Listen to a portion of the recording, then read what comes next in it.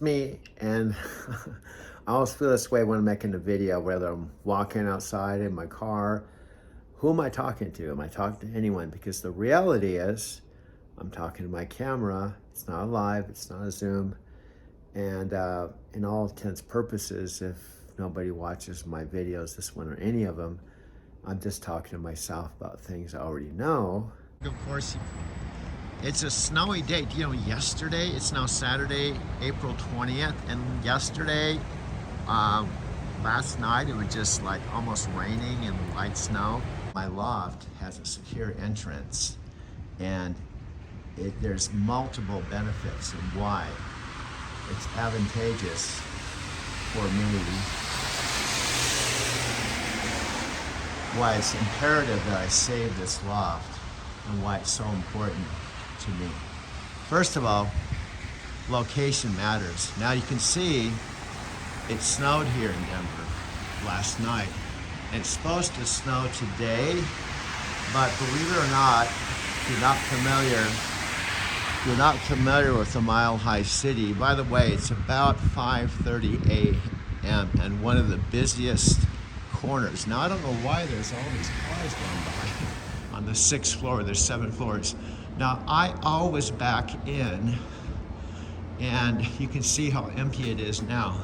Now what I'm gonna do is one of my, what I call DMO, Daily Method of Operation, I learned years ago. And also, this car is my IPA. This is represents my rolling ATM machine. I'm sitting in my car. It's a cloudy day at Smith Lake, where I often like to come and talk to myself on camera or make videos, and today happens to be kind of a cloudy, kind of a fall day. This is what my car looked like with my WeatherTech window shades when I slept in the front seat of my car from about April to August when I got my apartment. You can't see inside. I could have my light on and I reclined my seat, and I parked right outside the St. Mark's Coffee House for about 4 months. So this is the inside I had custom WeatherTech window shades that fit the windows perfectly. So when I camped out at night from about 10 o'clock to 4:30 in the morning, I could recline the seat. And I did it because I couldn't afford to get a full-time Airbnb apartment up to the time I got my loft in August. So that's what I did. I slept in my car. But I didn't feel homeless because I'd go to Starbucks at about 5 o'clock in the morning, and then St. Mark's about 6:30. And then I got on a Lyft platform in May. But it's supposed to be 2 days from now, the end of the week, Sunday. It's now Friday. It's supposed to be sunny and warm. But I'm making this video on the 19th, about a month and 2 days after my dad passed away. And I had a conversation with my mom just a couple of days ago and said that Janet, my brother-in-law, my sister Janet, and my brother-in-law Roger was supposed to bring my dad's ashes and put them in the urn, and I have pictures of it.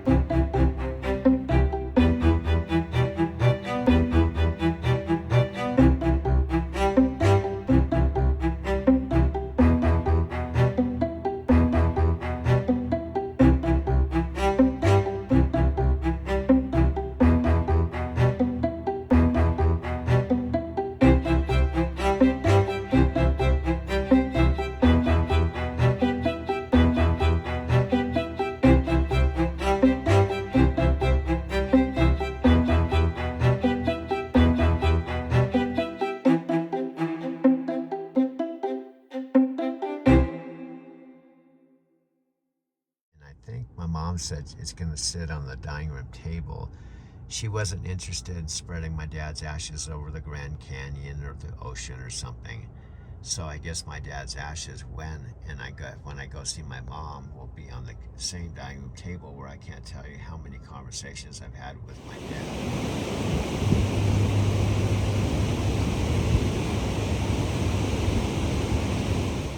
This is my friend Jim. We used to go to Starbucks REI every morning. This is he blinked. Every morning at 6. I have more to come talking about Jim later in this video. On this phone, you might not know this. Of course, they're not going to know this, because if they don't watch the videos, they won't know it.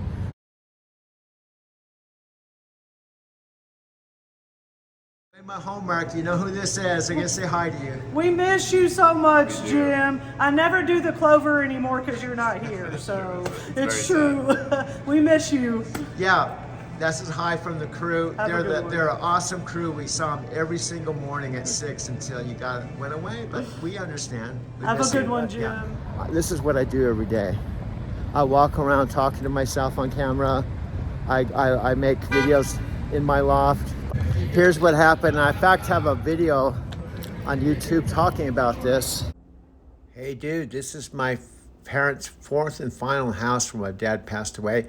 Across the street from the main South Capistrano house, dude. We'll probably go to Apple Maps and show the listening audience a more closer view, dude. This is the corner of, well, there's snow alert coming up. Wow, there's another snow alert. Anyway, no snow alerts in Arizona right now. This is the corner of Capistrano Road, Allensdorf.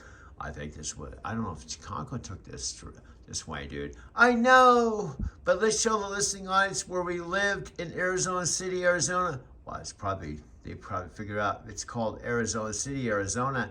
Dude, it's probably in Arizona. It's not gonna be called Arizona City if it's in like Ohio, dude. I got a good point there. Audience and driving to Tokyo.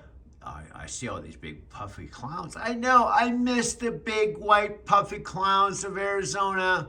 I know, it's the desert. Well, dude, I don't have to be a rocket scientist to figure out Arizona City, Arizona is in the desert. Well, they probably don't know it's an hour drive outside of Phoenix, dude, where you're based with night transportation for almost 10 years, dude.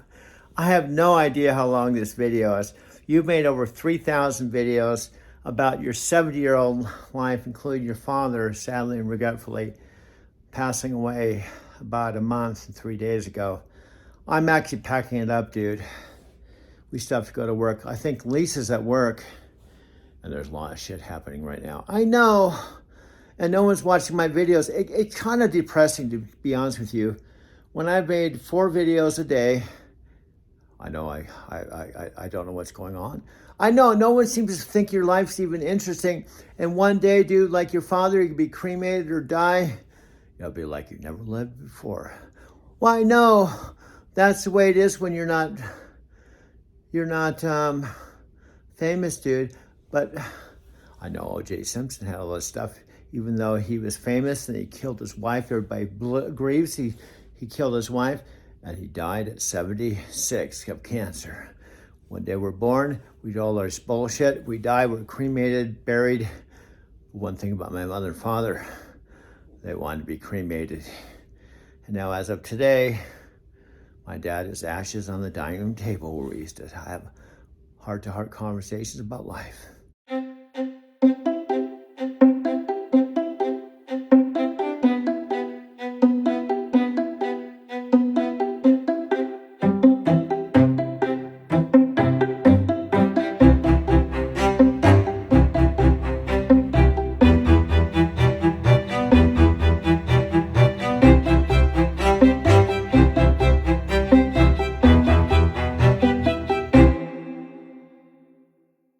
Worked the oil field for a few months before COVID hit. So that I loved. I loved working in the oil field in Wyoming. That's one of my favorites. I've done reefer, I've done dry van, and I've done sandboxes for the oil field. And that's just fabulous. I love that one. But since COVID hit, the boom went down in Wyoming, so I'm back over the road with Knight. I started driving because my son has type 1 diabetes and my husband works a lot. So to take the burden off of him, I started working.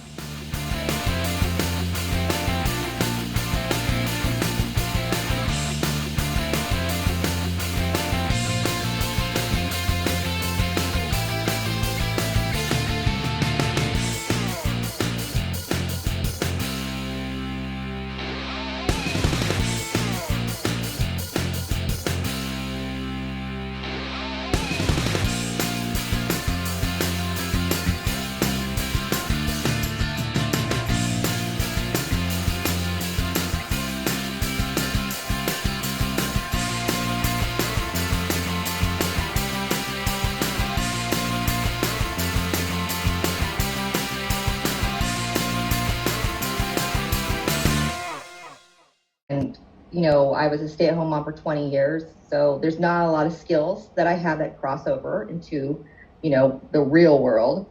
So I know I can drive, so I'm like, why not drive a big rig?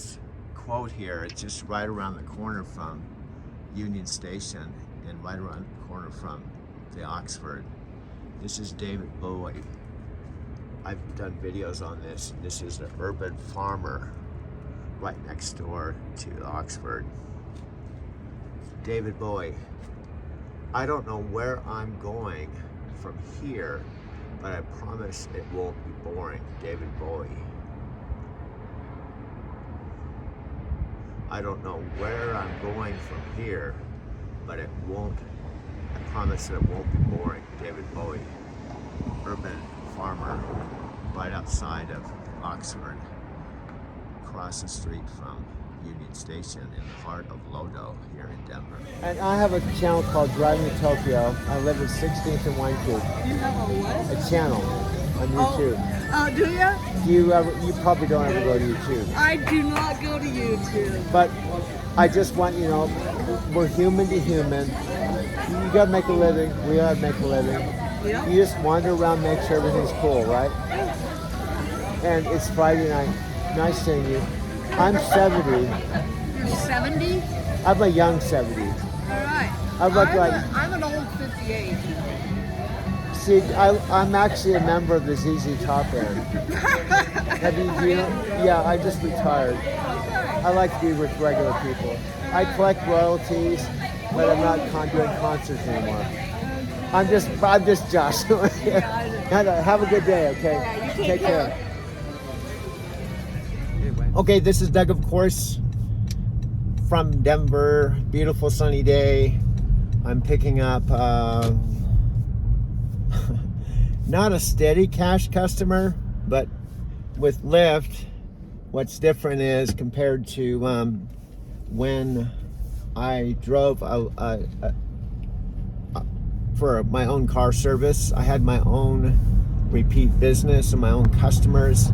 With Lyft, they're Lyft customers, and once I pick up a Lyft rider, for the most part, I will never see them again. They aren't return customer. So, but I'm free, which I've done if I really want to pursue taking people to the airport or having a cash customer. The person I'm picking up today is a cash customer. He pays me $50 cash when I pick him up at the airport, which is nice. Doesn't go that often. The other day, my first time he used me, he paid me $50 cash just to take him. He lives a couple blocks from where I live. Just take him to a restaurant right across the street from Union Station, go home for an hour, and when they finished lunch, I just brought him home and he paid me $50. So it's just $50. So $50 is $50. But frankly, I haven't been pursuing getting regular repeat customers because Lyft overall keeps me pretty busy.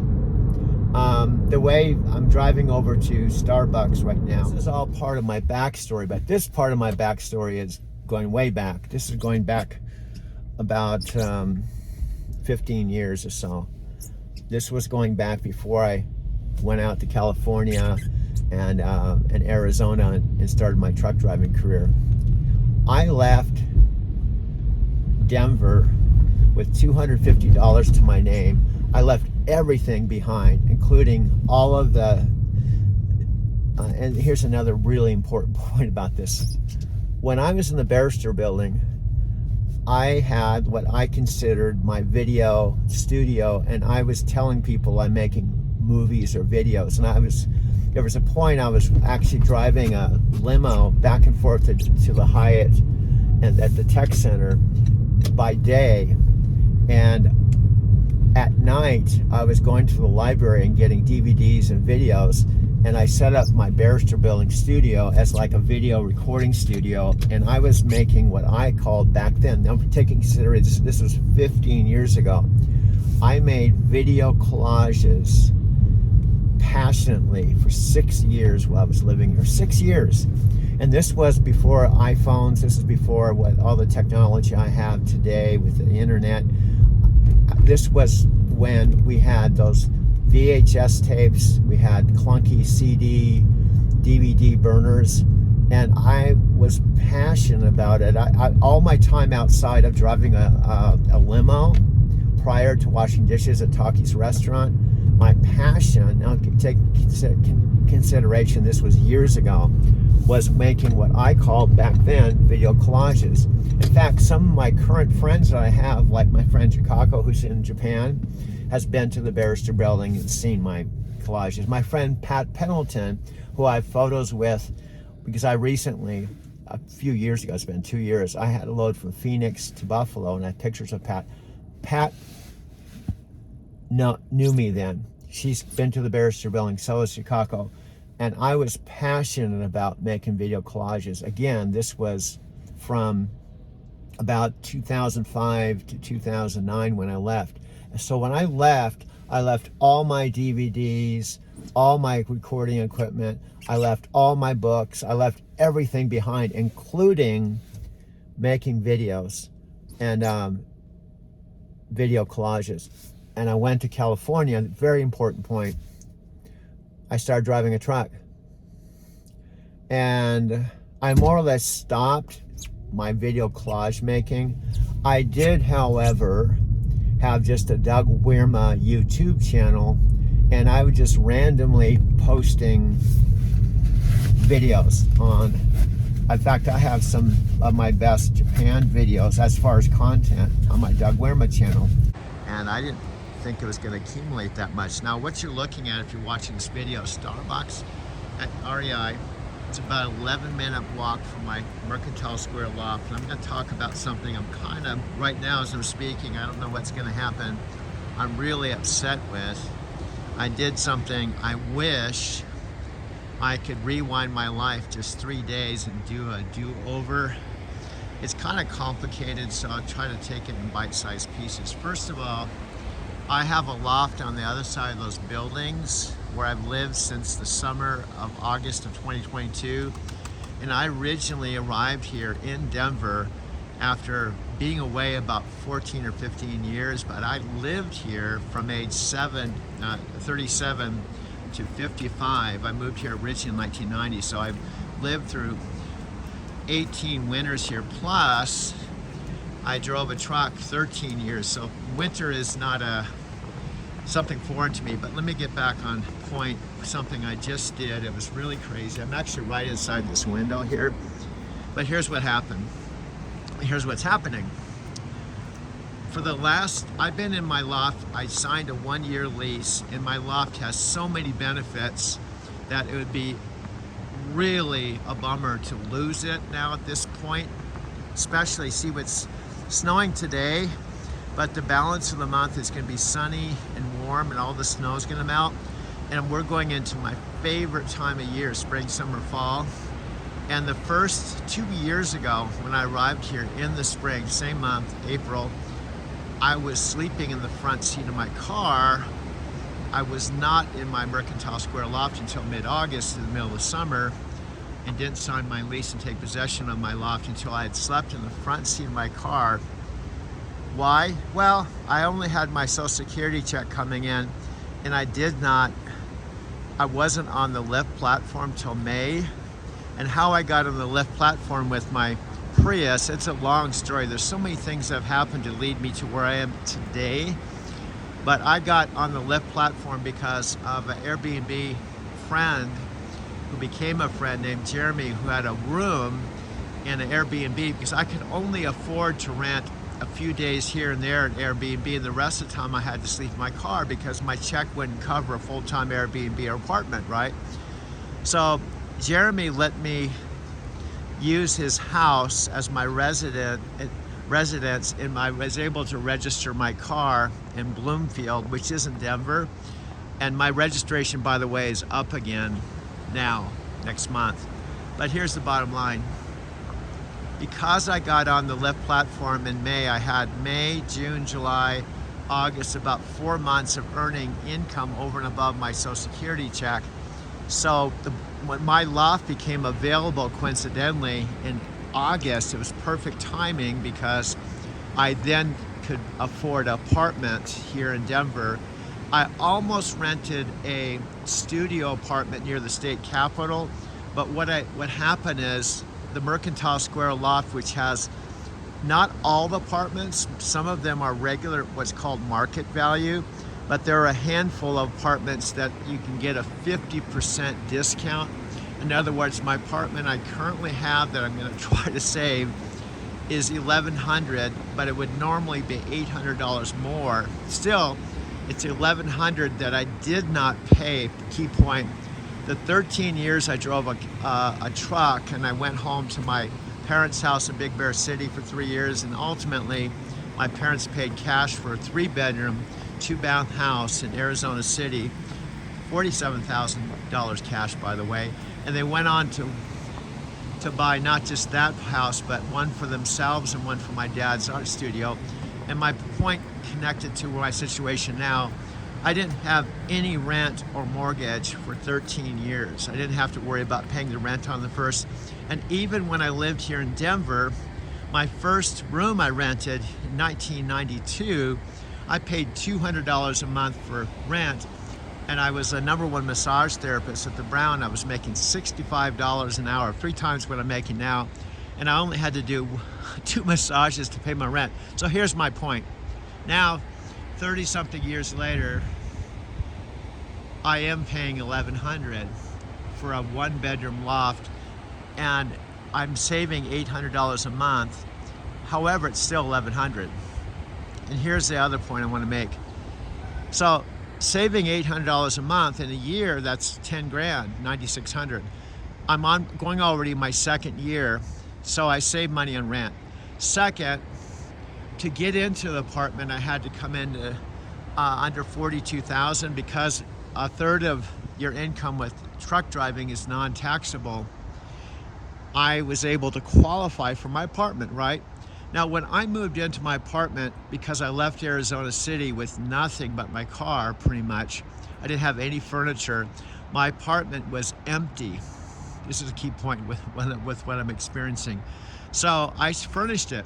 I have a $1,400 mattress that I bought. I have a 65-inch TV, and even though it's just a living room and a bedroom and a bath, it's cozy. But the most important thing, it's not just shelter to me, it's my video studio, and the location, it's right across the street from Union Station in the heart of Lodo, lower downtown, 4 blocks from Coors Field, and it's on the other side of those buildings. And here's the thing I just did that I'm really upset about.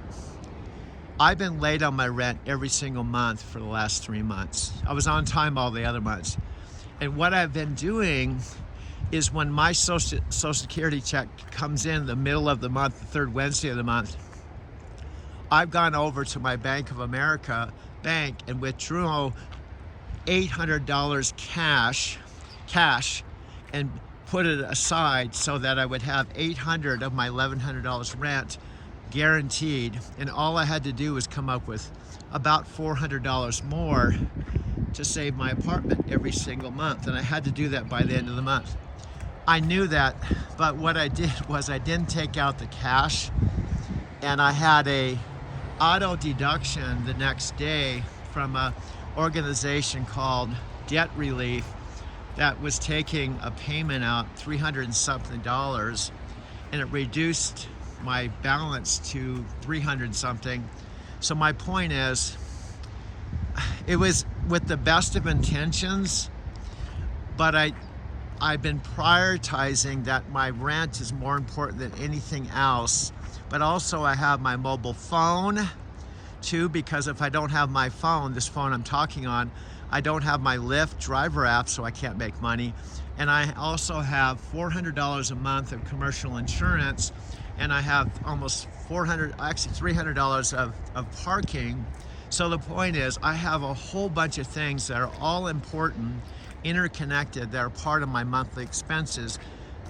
And they all, for example, this phone I'm talking on and recording on, if I don't have my cell phone service, I can't go out and work and make money with Lyft. If I don't have my commercial insurance, I can't drive.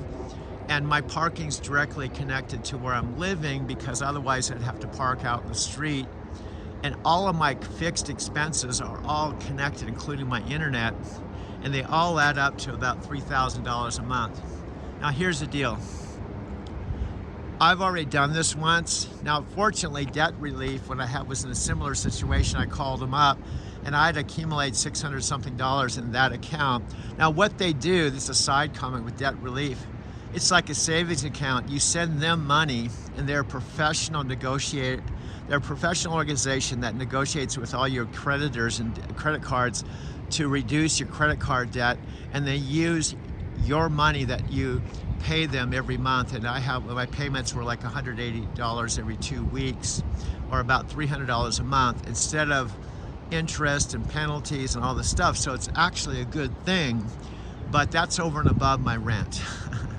Now, last time this happened, I actually called them, explained what happened, and they were nice enough to do two things.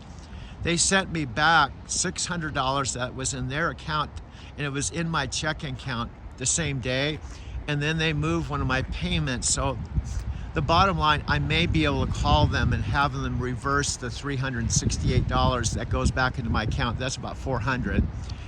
And I have a little bit of money there, so I'd make $500. I have a part-time roommate that technically owes me about $600 that she should pay. She has a job, she works across the street. She's only a temporary roommate. The point is, it's in the realm of possibility, even though I made the mistake, that I can save my apartment. I have to have $1,200 by the end of the month. If Debt Relief sends me back almost $4, I have $100, that's $5.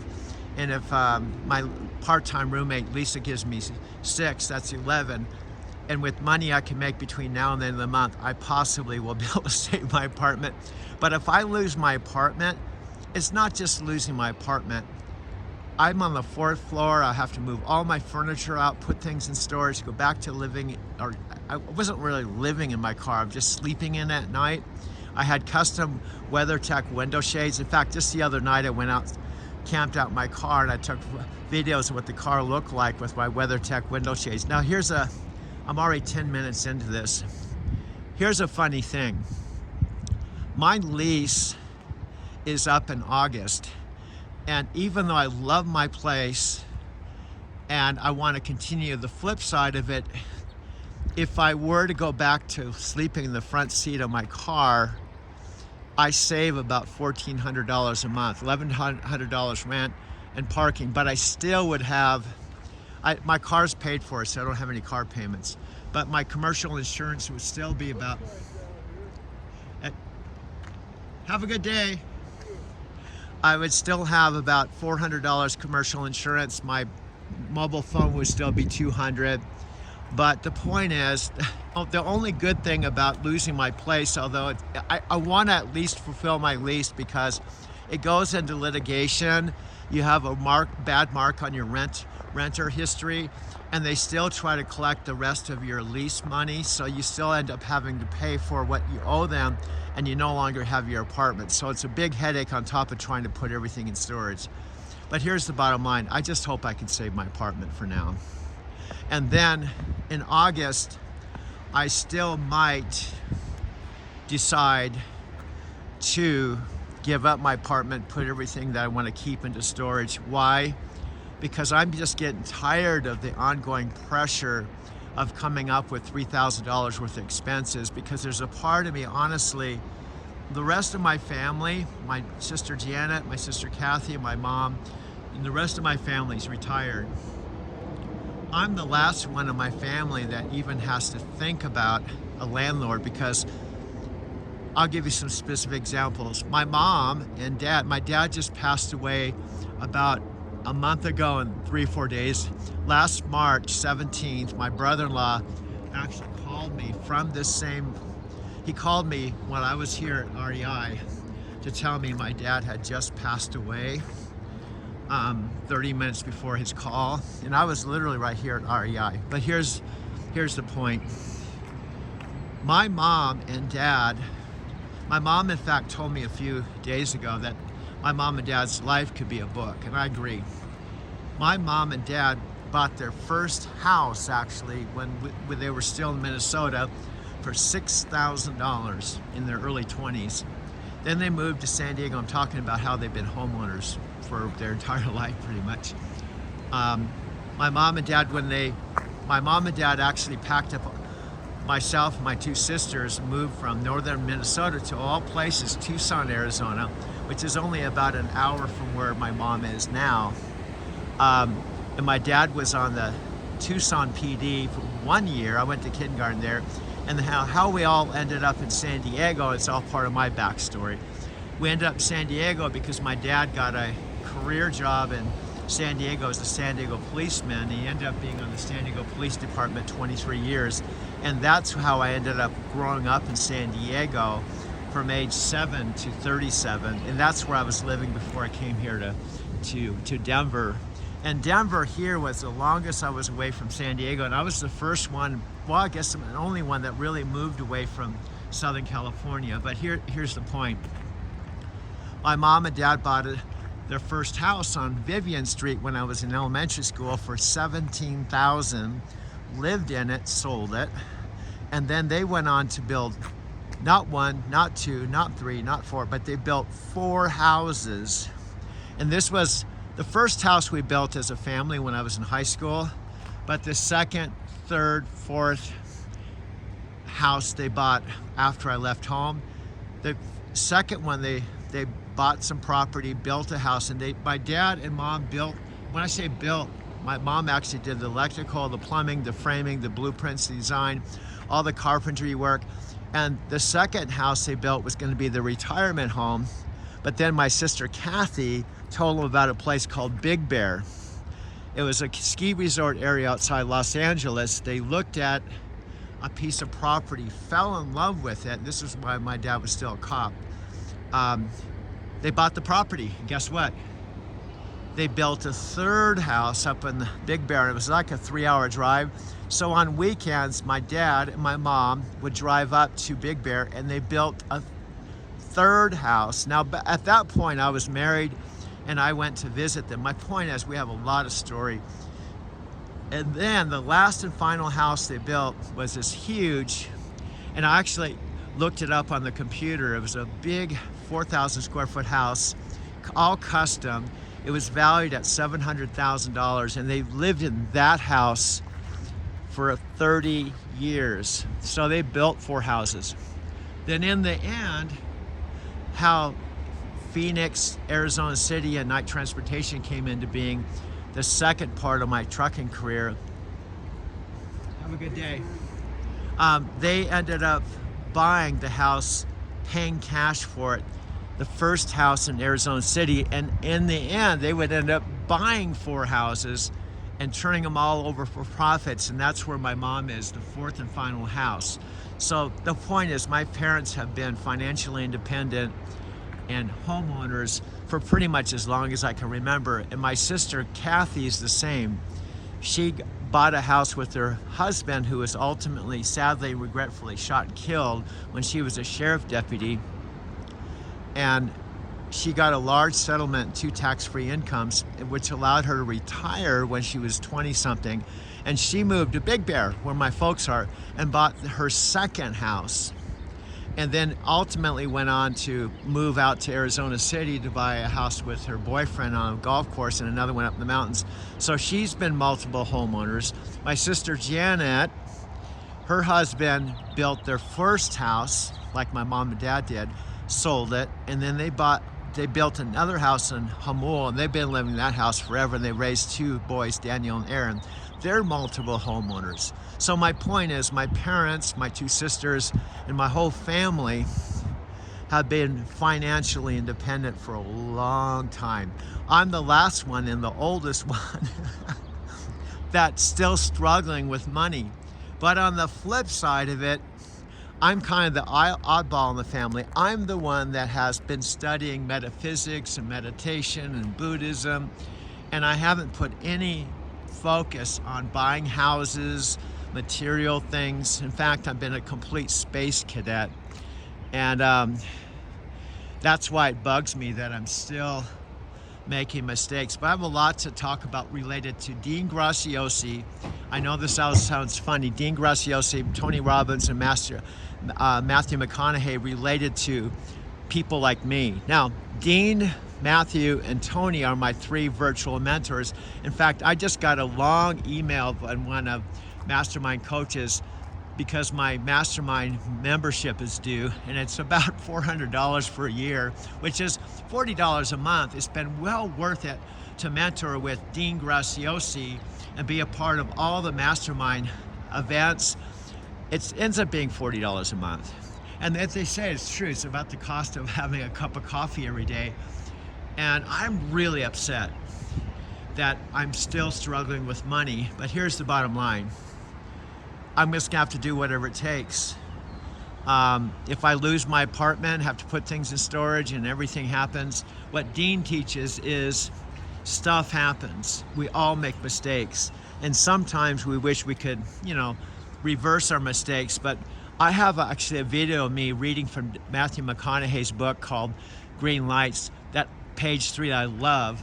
It's like I could have written it, that I might share with you, because it's a perfect example of the fact I just have to live with my mistakes, learn by them, talk about them, share them with others, and just get through whatever I'm going through right now, including this episode. Which makes this whole journey I've been on for the last few years over 3,000 videos of just, it's like a video journal.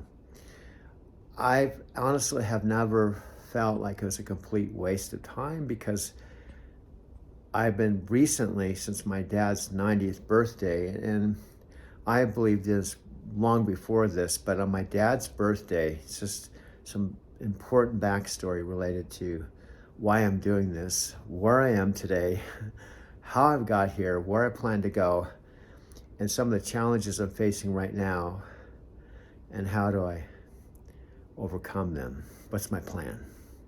First of all, I want to go back in time and talk to you, if you're watching this video, as though you know nothing about me or anything about my current story, backstory, anything. Important points.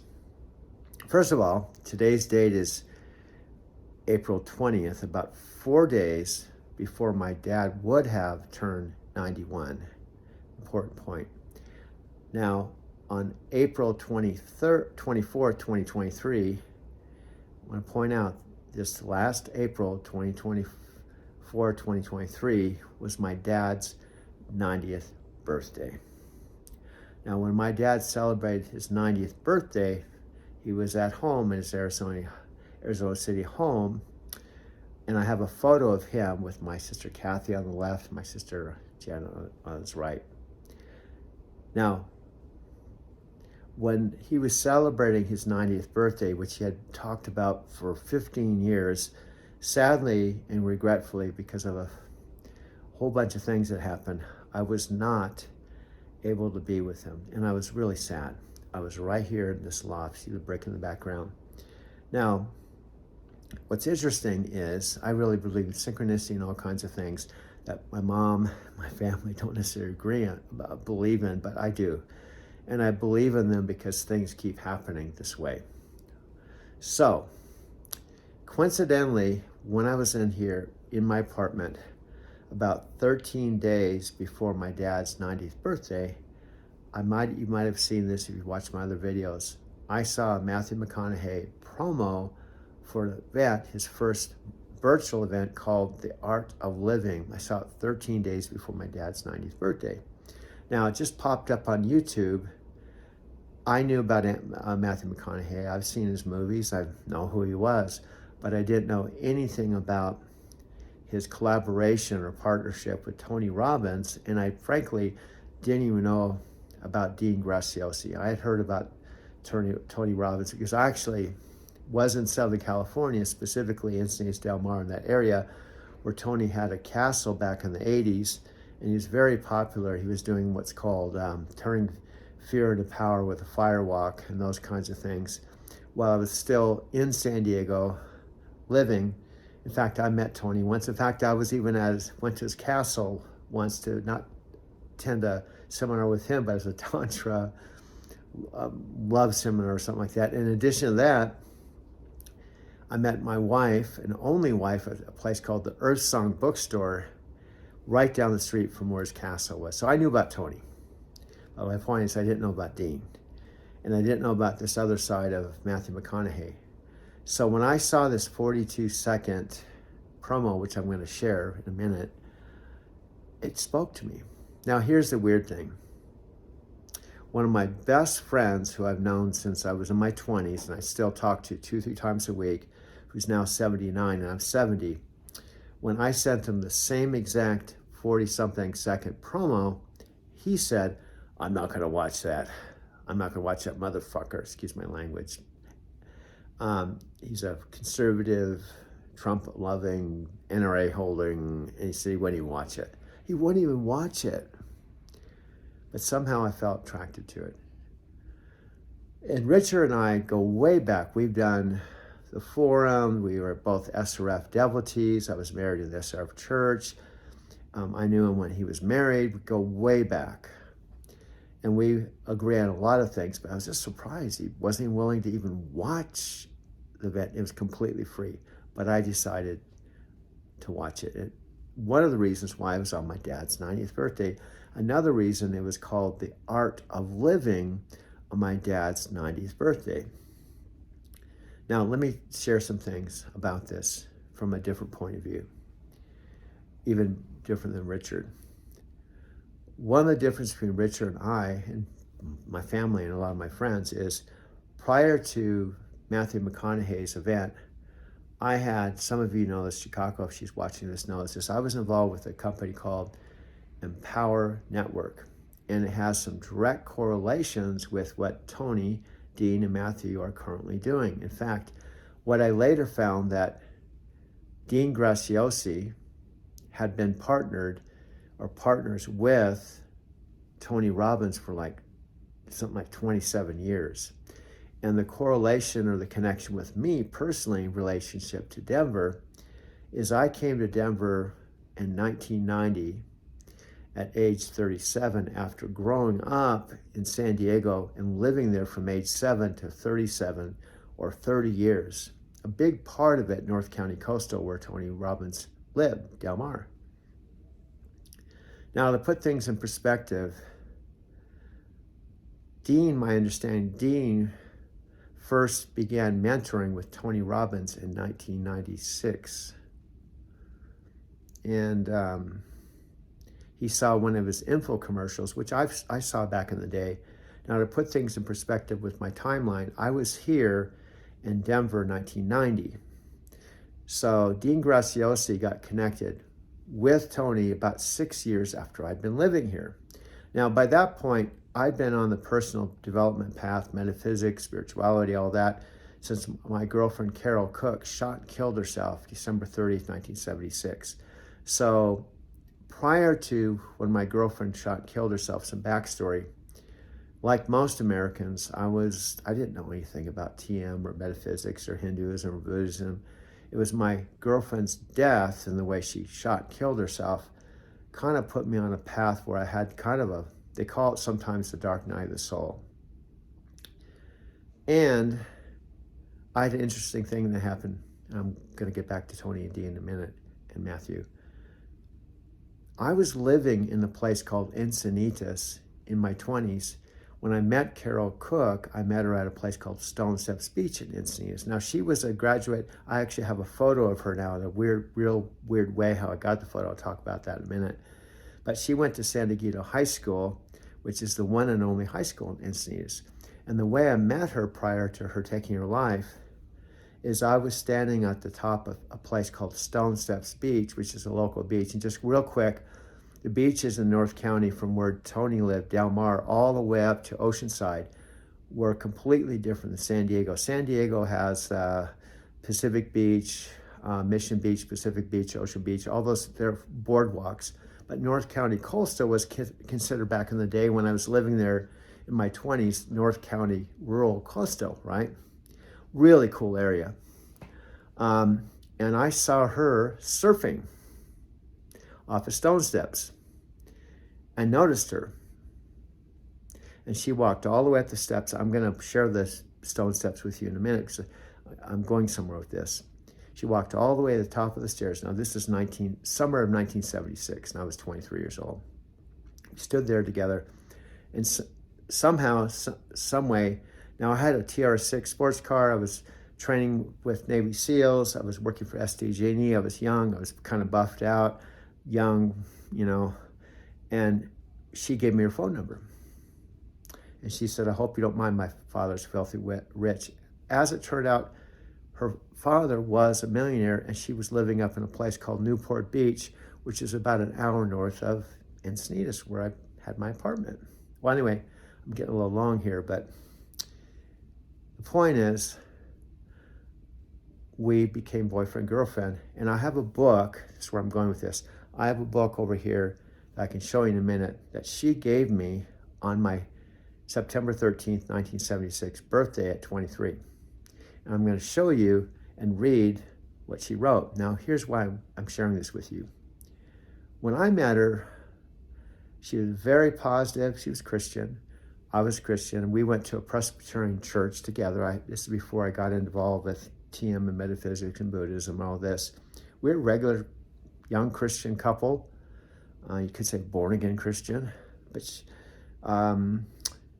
and there was even a point, she and I drove my TR6 Important Point up to Seattle, Washington to see her then sister who was married to a guy up in Seattle, Washington. I'm going somewhere with this. This is all tied in. Now, fast forward.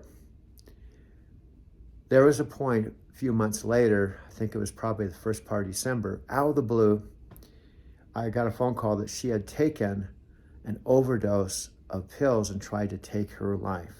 I had no idea that she was suicidal. She was very positive, and when I show you this book, the book that she gave me was full of nothing but positive quotes. What she wrote was very positive. I had no idea that she had any kinds of problems. So I drove up to Newport Beach, went to the hospital. She was in a straitjacket, heavily medicated, because when you try to take your life, they put you in observation. Well, what ended up happening, I got her out of the hospital, and my mom and dad, the only time they saw Carol was, I think, Christmas dinner after she tried to take her life. And oddly enough, my mom's birthday is on January 1. Fast forward. A few weeks later, on a Tuesday night, I saw Carol. She said to me, I love you, but I may never see you again, on a Tuesday night. Wednesday, I dreamt that she was going to take her life. And I went to call her, and there was like this force. I can't explain it. It said, let me go, let me go. So I didn't call her. And the next day, she was at her brother's apartment up in Long Beach, and he left a loaded gun in the rifle in the closet. In fact, it's the same apartment where she and I met her brother and sat on the same couch where she sat and shot and killed herself. Now, the next day, Friday, I got a call, and it was exactly like the dream I had, where I dreamt that I'd get a phone call and she would shoot and kill herself. Now, I found out later it was actually her father. But long story short, that rocked my world. I tried to work for a whole year, and pretty much there was a point, the weirdest thing that happened is I I had a complete breakdown. And one day I called my employer, Standard Gas Electric Company, and said, I'm not coming anymore. I had a really cool job working about 4:30 in the afternoon till 1. I paid all my bills and had money left over. It was right on the ocean for SDG&E. I loved my job. I loved my life. But after a year, I just couldn't function. And I called up and said, I'm not coming in anymore. So I literally quit my job a year after her death, sold everything I owned, took a bus across the United States, went to Europe, and toured Europe. This is my first international trip. I toured all, in fact, I can go on my TV and show you Europe and kind of make this more fun. So I went to Europe and I went all over. Took a train all over, washed cars in Amsterdam, went to the capital of Age of Enlightenment to see the Maharishi Mahesh Yogi in Switzerland, went to Nice, France, and went all over, had a ball. I was there about 6 weeks. And I finally ran out of money in Tangier, Morocco, and spent my last $100 on a Moroccan rug, right? Now my goal back then, Cat Stevens, On the Road to Find Out, and Tea for the Children were very popular.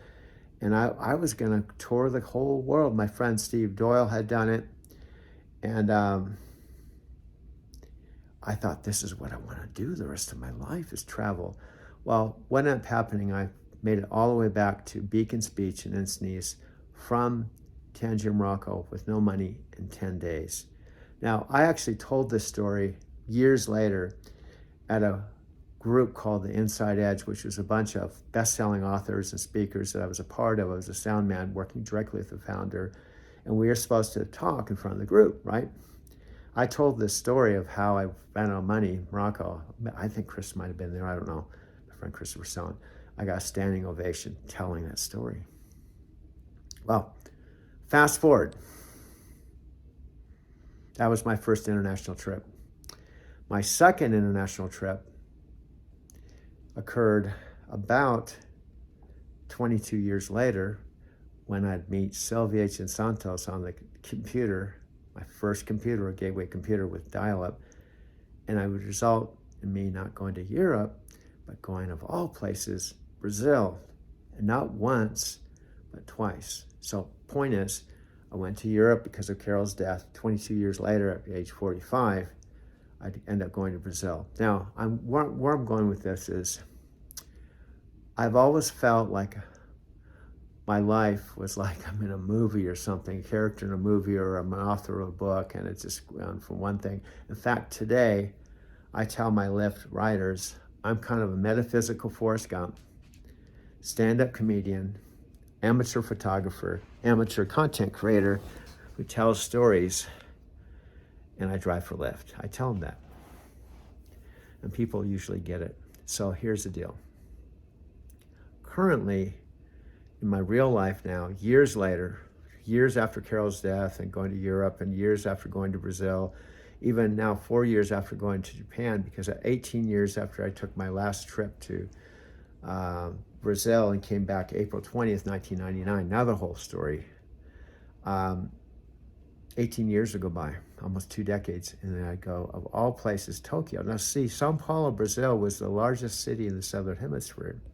And before that, I went to Europe. So it was kind of weird. I'd go to Europe because of Carol's death. I'd go to Brazil because of meeting Sylvia. And then I'd go to all places, Asia. And in Sao Paulo is the biggest city in the Southern Hemisphere. Now I'd go to Tokyo. I didn't honestly think I was going to go to Japan 5 times in 2 years. But I did. Now, where am I going with this? It's already 16 minutes into this. How I make my videos, I talk to the camera. And then I call the video collage, because while I push this button and this goes into recent videos, I can cut to photos and do all kinds of stuff, Apple Maps, and make this into kind of an art form, my own art form, telling my own story. Now, here's the point. I believe everyone, you and I, everyone, not everyone's going to do this. Now, here's what Dean Graciosi says, and I love this. He was talking to Matthew McConaughey on one of our mastermind events, and here's what Dean said. In fact, I could play it for. I'll tell you what he said, but I'll play it. It'll have a double meaning and more value for you if I tell you what he said and then I show you what he said. What Dean Graziosi said when he was going to talk to Matthew McConaughey on an hour-long event is, some people, most people in fact, just live life. There's nothing wrong with it. They get up in the morning, go to work, come home. They just live life. Most people don't journal. Definitely most people don't sit and talk in front of a camera and talk about their life or document in any way. But what Dean says, us in the mastermind, we're different. What we do is not only live our life like most people, but we journal and we write about it, we're mindful of it, we document it, and then we also teach or we talk to people about what we've learned from our life. And that's basically the essence or part of the essence of what the mastermind with Dean Graziosi, Matthew McConaughey, Tony Robbins is about. Is they've mentored over 80,000 people, and I'm one of them, one of 10,000. And what they teach us, and I'm still just a grasshopper, is to find what we're supposed to write about, whether a book or coach or teach or in my case, I really believe my story could be a movie with Matthew McConaughey called Driving to Tokyo with Jeff Bridges. I've got reasons why I feel that way. And my Lyft riders are buying into, like when they get in the car, they go, oh, I'll watch for the movie. Now, is it going to really happen? Maybe not, because I'm 70. I only have so much time left. But Wayne Dyer said, he's gone, Ram Dass is gone. How are you going to live your life if your life was like a yardstick and you're down to your last critical inch? Now, unfortunately, sadly, and regretfully, my dad's last critical inch was from the time he turned 90, April 24th, 2023, the day of Matthew's event called The Art of Living. He would not live till his 91st birthday. In fact, he would live now just about 10 months. So he was definitely down to his last critical inch. Now, I don't know what my critical inch could be this last year. It could be 5 years. My dad lived till 90. That's 20 years from now. Tomorrow's not promised to anyone. Just because my dad lived to be 20 years older than I am now doesn't mean I will. However, Wayne also said, you don't want to die with music still left unplayed inside of you. The last thing I want to say in this 20-minute little rant here in my apartment on April 20th, 4 days from my dad's 90th birthday, is somehow I keep wanting to do these videos. And like Dean talks about, in my head, it's like, why am I doing this? I'm just sitting here talking to myself. There's nobody here. It's not alive. I make 4 a day. I delete 3. I download to YouTube. I have 169 subscribers. I have the lowest views I think you possibly have. In many ways, from a conventional sense, you would say, my Driving to Tokyo channel is a complete failure. Why am I doing this? People don't do things to fail, right? Here's what Tony teaches. There's no such thing as failure. Now you could say, yeah, I haven't made any money. In fact, when I'm sitting here, I could be out driving for Lyft and making money. It's stupid. Why am I doing this? I'm failing. What he teaches is no such thing as failure, only outcomes. And you just keep moving forward. The only time you fail is if you stop. And you review and adjust. You keep trying new things. Now, frankly, I've made over 3,000 videos, and I'm constantly trying new things. And it still doesn't seem to work. And I have this belief that if you do what you love, the money will follow. That's not working. And I have that belief, repetition is the mother of skill, and you got to be really bad to get good. But if I was getting better, it seemed like more people would find my videos more compelling. But here's the deal. Dean teaches, you have to find your audience. And oddly enough, my audience is my Lyft riders, who are also the way I currently make a living. So from a Driving to Tokyo standpoint, I had 10 years of driving back and forth to the airport, 10 years, thousands of conversations. People would get in my car and often get in my car, and they didn't get in my car because of my cab or because of the service, because of the conversations we had, right? Then I had 13 years of driving a truck, 10 of which I had no conversations with human beings because I was solo. But it still was part of the journey. Now, I tell my Lyft riders this, check this out. I'm gonna finish with this. This works almost every time. I like when I do it in the car because you can see me in my car. In fact, I've done this in the car before in the garage because now I'm in my loft. It's not the same as doing it in the car. So, when my Lyft riders get in the car, often, not always, I'll tell them this. I've been away for 13 years, just like that. And, you know, they don't know me. And I know they're thinking maybe prison, right? I did solitary confinement for 13 years. And I pause. And then I'll often say, I was a land pilot, and then I graduated to being a land astronaut. And this is what I do now. It's kind of my retirement plan. And I'm looking in the mirror, you know. I do this intentionally, as Dean would say, to create curiosity. It works almost every time. Now, probably about, I don't know, not every, I've picked up over 2,300 people, but I've had people say stuff like, even women, I've had a couple women say, have you ever considered doing stand-up? No, not really. Because when I say that, I'm a metaphysical Forrest Gump, stand-up comedian, storyteller, amateur photographer, amateur content creator who drives for Lyft. And they said, well, you should maybe think about going to Comedy Works. Really?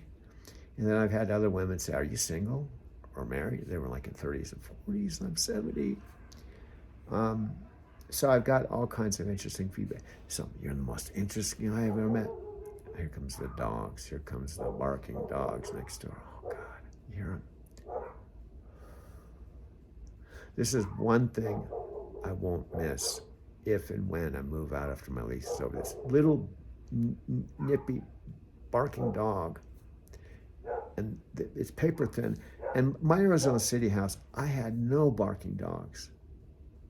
I guess maybe they came on a cue.